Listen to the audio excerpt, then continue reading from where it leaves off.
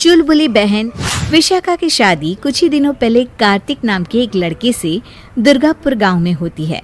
विशाखा अपने ससुराल में बहुत खुश होती है।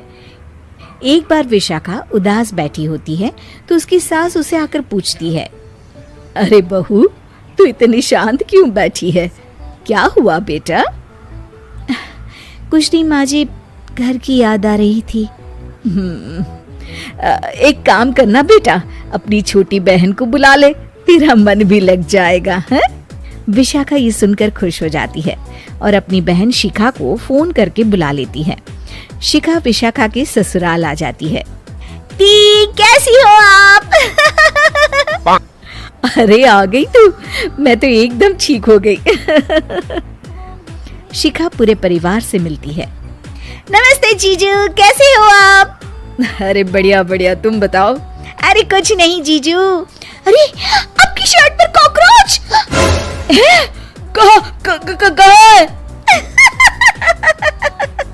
सॉरी जीजा जी। शिखा, आते ही तूने शैतानी शुरू कर दी, चल कमरे में। अगले दिन विशाखा रसोई में खाना बना रही होती है और तभी वहाँ शिखा आकर उसे पीछे से डरा देती है। विशाखा डर जाती है और शिखा हंस पड़ती है। तू पागल है क्या शिखा? अभी मेरे हाथ से सब्जी गिर जाती ना। अरे दी, आपको क्या हो गया है? शादी से पहले तो कितनी मस्ती करती थी और अब एकदम बोरिंग हो गई है आप। ऐसा कुछ नहीं है शिखा, वो तो शिखा, चूहा कहाँ है? दीदी दीदी दीदी दीदी, मुझे चूहे से बहुत डर लगता है। कहाँ है चूहा? देखा शिखा, मैं कुछ भी नहीं भूली, मस्ती करना भी नहीं। सच में दीदी, आपने तो डरा ही दिया था मुझे। दोनों बहनें आपस में बात कर रही होती है। तभी शिखा को एक आइडिया आता है। दी, क्यों ना आज हम इन सबको डराए? नहीं नहीं शिखा, ये मेरा ससुराल है, यहाँ लोग मजाक में नहीं लेंगे तुम्हारी बात को। अरे दी, तुम भी ना कितना सोचती हो। रात में जब सब सो रहे होते हैं कि अचानक से विशाखा की सास को पायल की आवाज सुनाई देती है। वो आंगन में आकर देखती है तो आवाज आना बंद हो जाती है। अरे कौन है इतनी रात को? वो जैसे ही मुड़ती है तो देखती है कि सफेद साड़ी में एक औरत घूम रही है। वो डर जाती है और भागकर अपने कमरे में चली जाती है। वो औरत और कोई नहीं पर शिखा होती है। सास को डरा हुआ देख शिखा जोर जोर से हंसने लगती है।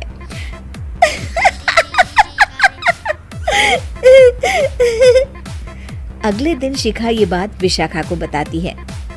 ऐसा तुझे नहीं करना चाहिए था शिखा, ये मेरा ससुराल है और तू यहाँ ऐसे मजाक नहीं कर सकती। किसी को पता चल गया ना तो हमारी तो शामत आ जाएगी। अरे कुछ नहीं होगा दी, मैं तो सोच रही हूँ कि आज अच्छे से मेकअप भी कर लूं तो और ज्यादा मजा आएगा। शिखा वहाँ से चली जाती है और विशाखा की सास ये सब सुन लेती है। ओह, तो ये सब शिखा का करा धरा है। रात में जब पूरा घर सो रहा होता है तो शिखा फिर से मेकअप करके आती है और पायल की आवाज फोन से बजाकर टहल रही होती है घर में। तभी उसके ससुर आ जाते हैं। शिखा जैसे ही उनको डराती है वो अचानक से गिर पड़ते हैं और बेहोश हो जाते हैं। शिखा ये देखकर डर जाती है। अरे अंकल जी, क्या हो गया आपको? दी, जीजू, जल्दी आओ। अंकल जी उठिए ना। सारे घर वाले वहाँ आ जाते हैं। अरे पापा, क्या हो गया आपको? क्या हुआ शिखा, ये बेहोश कैसे हो गए? अरे तूने डराया क्या इन्हें ये चुड़ैल जैसा मेकअप करके? हैं? आंटी जी, मैं तो बस मजाक कर रही थी, मुझे नहीं पता था कि अंकल इतना ज्यादा शॉक्ड हो जाएंगे।